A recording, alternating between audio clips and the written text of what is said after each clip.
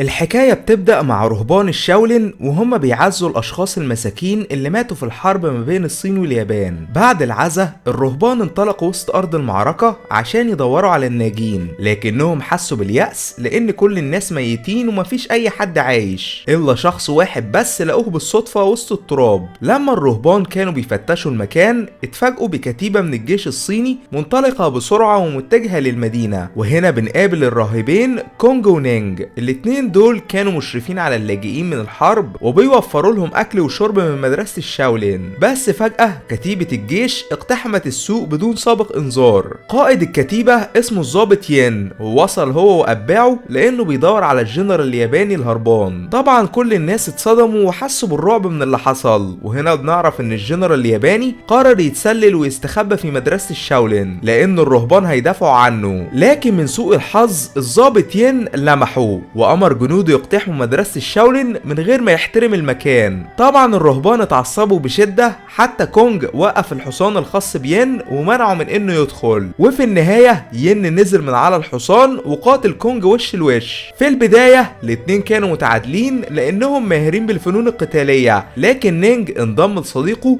وفازوا بالمعركة. فالضابط ين اخرج مسدسه وهدد بقتلهم، وهنا كل الجنود وقفوا احترام لان الجنرال هو قائد الجيش الصيني ظهر. هو دخل مدرسة الشاولين وشاف القائد الياباني وهو مستخبي ما بين ايد الرهبان وطلب انه ياخده معاه، لكن كبيرهم قال انه تحت حماية المدرسة وممنوع اي حد يلمسه. حتى القائد الياباني اعلن استسلامه واعطى الجنرال هو كل فلوسه وممتلكاته، لكن هو الغدار غفله وقتله بالمسدس.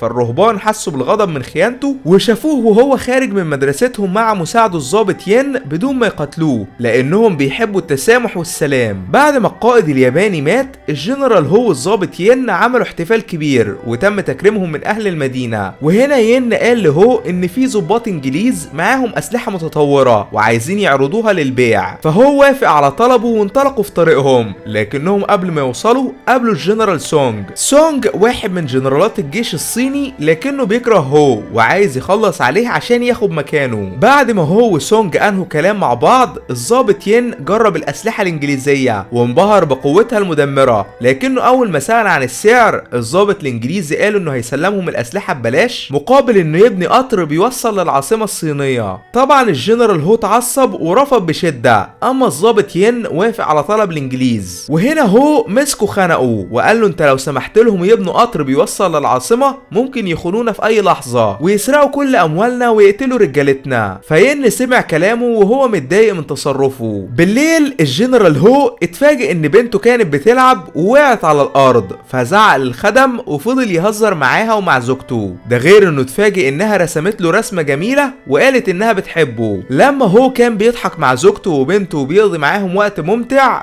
فجأة الضابط ين ظهر وطلب انه يتكلم معاه. ين قال ان الجنرال سونج عزمه على الغدا لكنه في الحقيقة عامل له كمين وعايز يخلص عليه عشان يبقى هو الجنرال الوحيد للجيش. فهو اتعصب وقرر انه لازم يقتله قبل ما يغدر بيه وطلب من ين يجهز الجنود. طبعا اول ما زوجة هو عرفت انه هيغدر بسونج طلبت منه ياخد حذره ويخلي باله من بنته لانها ممكن تتأذي، فهو وعدها انه هيحميها هي وبنتها مهما كان الثمن. بالفعل هو وعائلته حضروا احتفال الجنرال سونج، واول ما وصلوا البيت عائلة سونج رحبت بيهم في سعادة كبيرة وكلهم قعدوا يتعشوا مع بعض. لما هو سونج اتكلموا هو اتفاجئ لان سونج اعتذر على افعاله وقرر انه يعمل معاه معاهدة سلام وما كانش عايز يغدر بيه. لكن اول ما سونج وصلته رسالة من مساعده عرف ان هو عامل له فخ، فامر زوجته وابنه يخرجوا مع زوجة هو وبنته ويسيبوهم يتكلموا على انفراد. وهنا سونج قال انه عايز يصالح هو ومش عايز يغدر بيه، لكن هو ما صدقهوش وضربه بالنار. وهنا بنعرف ان في مجموعة سفاحين حصروا البيت وبدأوا يخلصوا على كل الحراس. السفاحين دول كانوا تابعين للضابط ين الخاين لان هو اللي وقع الجنرال هو في سونج عشان يخلصوا على بعض، وبكده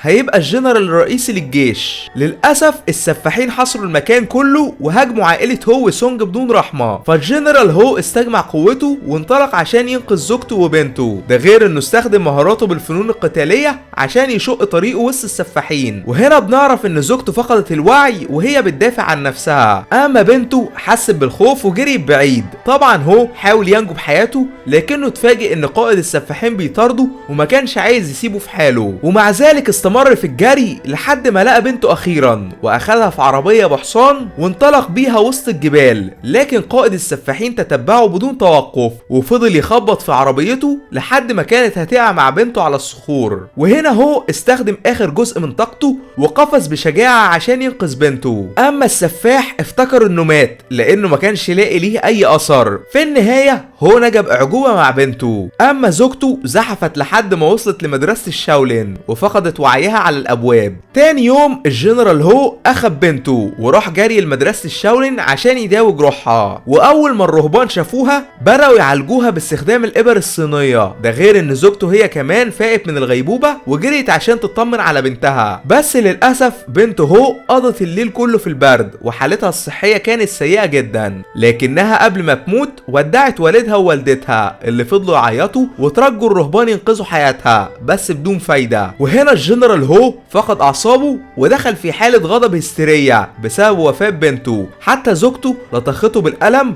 وقالت ان كل اللي حصل ده بسببه. في النهايه هو بدأ يقاتل الرهبان وقال انه هيخلص عليهم كلهم لانهم فشلوا في انقاذ حياه بنته. فالرهبان استخدموا تشكيله دفاعيه وكتفوا الجنرال هو بدون ما يأذوه لحد ما فقد الوعي من الحزن ووقع على الارض. تاني يوم هو فاق من الغيبوبه واتمشى وسط الحقول بدون هدف وما كانش عارف هو رايح فين، لكنه وقع بفخ صيد الحيوانات من غير ما يقصد. وهنا بنقابل ووداو طباخ بسيط. الرهبان لقوه وسط ضحايا الحرب وانقذوا حياته. ده غير انه سمع صوت وقوعه هو بالحفره ووعدوا انه هيخرجه. بالفعل وداو اخرج هو وداوى جروحه. بعد كده طبخ له عشان يتغدى لانه ما اكلش من ساعات طويله. وهنا وداو قال لهو ان جنازه بنته هتتعمل قريب، فهو بدأ يبكي لما افتكرها. في الوقت ده بنعرف ان الضابط ين اترقى واصبح الجنرال الوحيد للجيش بعد ما خان هو ووقعه بسونج. مش بس كده، ده خلص على كل اتباعه الاوفياء ووضع جايزه ماليه كبيره لاي حد يقتله. اما هو كان قاعد لوحده بعد جنازه بنته، فوداو دخل عليه وعرفه انه بقى خارج عن القانون وفي على راسه جايزه ماليه. فهو قام ومسك المقص بدون كلام وبدأ يقص شعره. هو عمل كده لانه قرر يبقى راهب. حتى وداو شجعه واتمنى له التوفيق. بالفعل هو وقف قدام مدرسه الشاولين لساعات طويله لحد ما كبير الرهبان وصل هو وتلاميذه. في البدايه الراهب نينج قال له ان الجنرال حربي بيحب قتل الناس وما ينفعش يبقى راهب، لكن كبير الرهبان وافق على انضمامه ليهم وقالوا ان لو التزم وما خالفش القوانين هيبقى راهب عظيم. من تاني يوم هو بدأ الشغل مع وداو وكانوا بيوصلوا الاكل لفقراء المدينه. وهنا هو حس بشعور غريب لانه اول مره يساعد شخص مسكين. لما هو كان مروح شاف الرهبان بيتدربوا من بعيد لكنه ما اتمرنش معاهم لانهم بيكرهوه بسبب اللي عمله في الماضي. اما وداو استمر في الطبخ للفقراء، بس الغريبه انه كان بيستخدم الكونج فو في طبخه. واول ما هو لاحظه ساله هو اتعلم فين، فوداو كشف انه كان واحد من حراس الامبراطور الاوفياء لكنه كان بيحب بنته وعايز يتجوزها. بس اول ما الامبراطور عرف طرده من القصر. فهو حس بالحزن لما سمع قصته وبدأ في قراءة تعاليم مدرسة الشاولين واتمرن على الكونج فو بساحة التدريب. لكنه اول ما لاحظ ان الرهبان وصلوا قرر يمشي. وهنا الراهب نينج طلب منه يتمرن معاهم لانه بقى واحد منهم. بالفعل هو اتعلم اساسيات الكونج فو وغير حياته تماما لانه كان جنرال حربي عديم الرحمة واصبح راهب بسيط كل الاطفال والكبار بيحبوه. بالليل كان في طفل بيتدرب على الكونج فو واول ما هو شافه قرر انه يتمرن معاه عشان يحسن مهاراته القتالية. وهنا بنعرف ان وداو هو وكبير الرهبان بيراقبوهم من بعيد. وكبير الرهبان قال ان هو اتغير واصبح شخص طيب بيحب الخير للجميع. فوداو وافق على رايه وقال انه هيبقى واحد من افضل الرهبان في التاريخ. تاني يوم الصبح بنعرف ان الضباط اتخانقوا مع ين لانه سمح للانجليز يبنوا قطر متجه للعاصمه. وهنا السفاحين اتباع ين خلصوا على واحد من الضباط اللي بيعترضوا على افعاله وخلاهم كلهم يسكتوا من الرعب.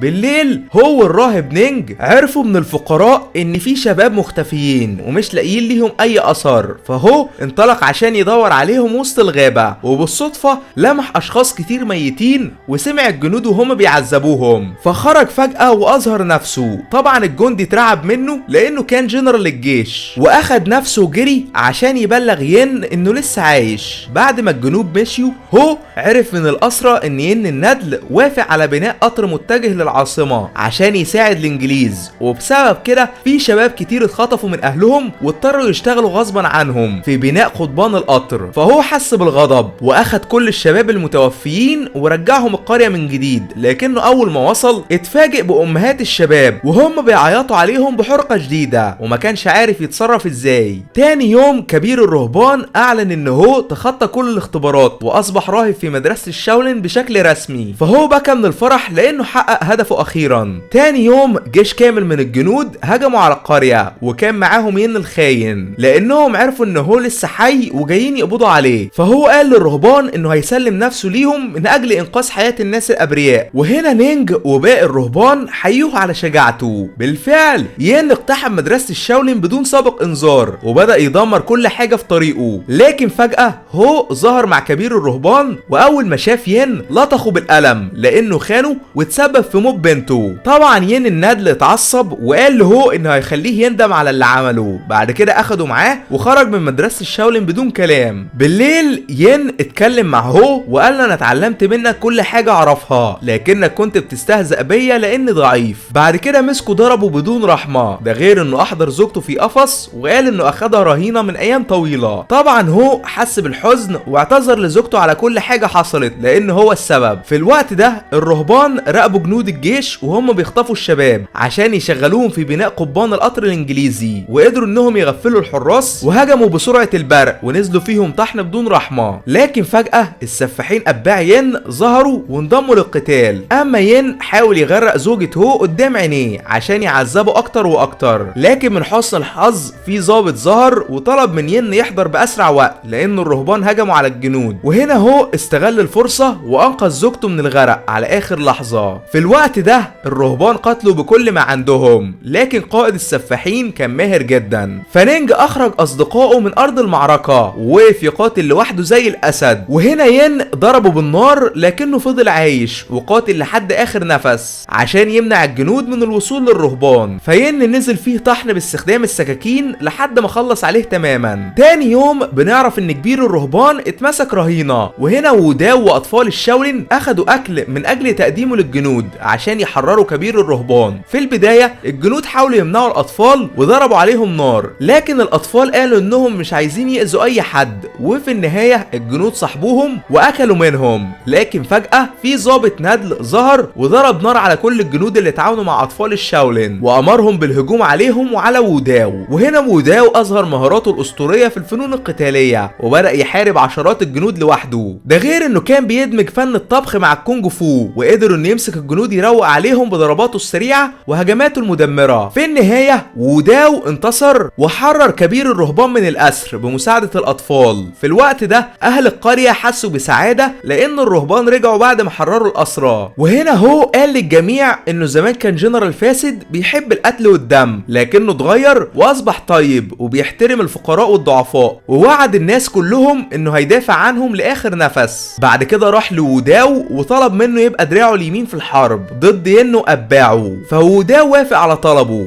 بالفعل ين هجم على مدرسة الشاولين مع جنوده وامر بقتل جميع الناس الابرياء، لكن رهبان الشاولين قتلوا لحد اخر نفس ودافعوا عن الجميع ببسالة. حتى الراهب كونج قاتل قائد السفاحين عشان ينتقم لصديقه نينج ويرجع حقه، بس في وسط المعركة هو لمح ين وطلب منه يوقف الحرب، لكن ين اصر على القتال وبدأ الهجوم بدون تردد. في الوقت ده الانجليز الخونة جهزوا مدافعهم وضربوا نار على مدرسة الشاولين عشان يقتلوا الرهبان والجنود الصينيين. ومع ان في انفجارات في كل حتة، كونج ضحى بحياته وخلص على قائد السفاحين عشان ينتقم لصديقه نينج، ده غير ان باقي الرهبان انقذوا الناس الفقراء من الخطر. حتى الكبير قاتل لحد اخر نفس وهو بيحارب الجنود. في الوقت ده هو قدر انه يغلب ين اخيرا، لكنه رفض يقتله وحاول ينقذه. وهنا في قذيفة مدفع ظهرت فجأة، فهو ضحى بحياته عشان ينقذ ين. طبعا ين اتفاجئ وما كانش مصدق عينيه لان هو ضحى بحياته من اجله، ولما خرج لساحة مدرسة الشاولين شاف الدمار اللي الحرب سببته وكل الابرياء اللي ماتوا، فبكى من الحزن وندم على افعاله. في النهايه الرهبان غفلوا الانجليز الاندال وخلصوا عليهم تماما، بس للاسف مدرسه الشاولين اتدمرت. وهنا بنعرف ان ووداو اخرج كل الاطفال والناس الفقراء من القريه وهرب بيهم للجبال عشان ينقذهم من الحرب. ولما شاف الدمار اللي حصل حس بحزن شديد وودع صديقه الجنرال هو للمره الاخيره. وده كان ملخص الفيلم. اشترك يا صديقي عشان توصلك اقوى الملخصات كل يوم، واشوفكم عما قريب باذن الله.